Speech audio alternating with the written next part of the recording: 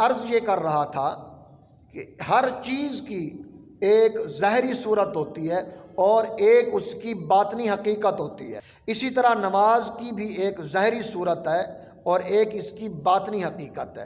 نماز کی جو باطنی حقیقت ہے، قرآن و سنت کی زبان میں اس کو خشوع اور خضوع کا نام دیا گیا ہے۔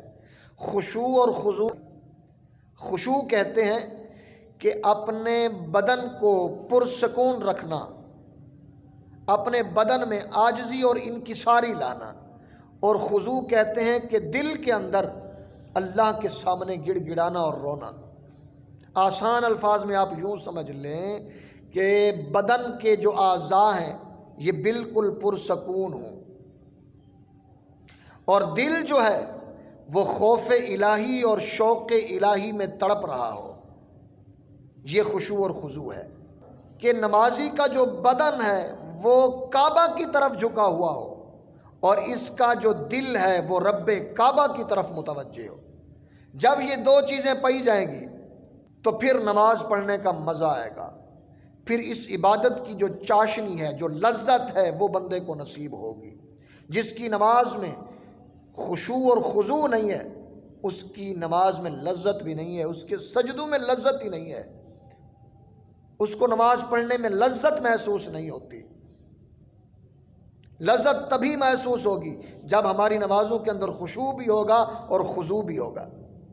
دیکھیں جو مومن ہوتا ہے نا، مومن کا شعار صرف نمازی ہونا نہیں ہے، مومن کے لیے نماز کے اندر خشوع اور خضوع کا اختیار کرنا یہ لازمی ہے، یہ ضروری ہے، کیونکہ خشوع اور خضوع نماز کا مغز ہے، نماز کی روح ہے، اور یہ روح نماز کی ابتدا سے لے کے اس کی آخر تک ہونی چاہیے۔ جب ہم نے نماز شروع کی تو شروع سے لے کے آخر تک بندے پر یہ کیفیات طاری ہوں کہ اس کے جو اعضاء ہیں جسم کے وہ بالکل پرسکون ہوں، عاجزی، انکساری ان کے اندر پائی جا رہی ہو، اور دل کے اندر اللہ کے جاہ و جلال، اللہ کی تعظیم اور ہیبت میں جس طرح بندہ کپ کپاتا ہے اس طرح کی کیفیات اس پہ طاری ہوں، خالق کائنات کے سامنے گڑ گڑا رہا ہو، اور اسی میں لذت نصیب ہوگی۔ خالق کائنات فرماتے ہیں نماز کو قائم کرو، اننی انا اللہ لا الہ الا انا فاعبدنی واقم الصلاۃ لذکری۔ کیا فرمایا؟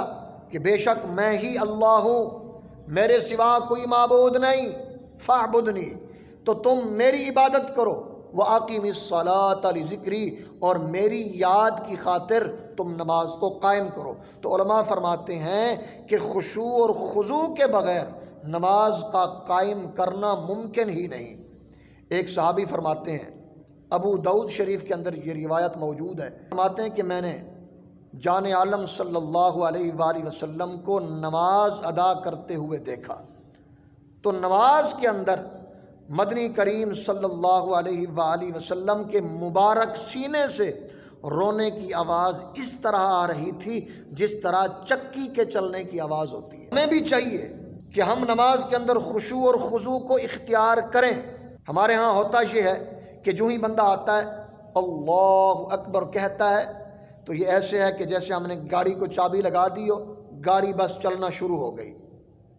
ہم آتے ہیں اللہ اکبر کرتے ہیں، ہماری زبان چلنا شروع ہو جاتی ہے، سبحانک اللہم وبحمدک وتبارک اسمک وتعالی جدک ولا الہ غیرک۔ آگے تعوذ، تسمیہ، سورہ فاتحہ ساتھ اور تلاوت کر لی، رکوع میں چلا گیا، سجدے میں چلا گیا، تسبیحات پڑھ دیں، التحیات یہ بھی پڑھ لیا، ساری دعا پڑھ لی، سلام پھیر لیا۔ ہمیں پتہ نہیں ہوتا کہ ہم اپنی زبان سے پڑھ کیا، ہم نے جو پڑھا ہے اس کا مطلب کیا ہے، ہم اللہ سے مانگ کیا رہے ہیں۔ تو علماء فرماتے ہیں کہ سب سے پہلے تو آپ اس بات کی کوشش کریں کہ جب آپ نماز میں کھڑے ہوں نا تو کم از کم آپ کو یہ خیال ہونا چاہیے کہ ہم پڑھ کیا رہے ہیں۔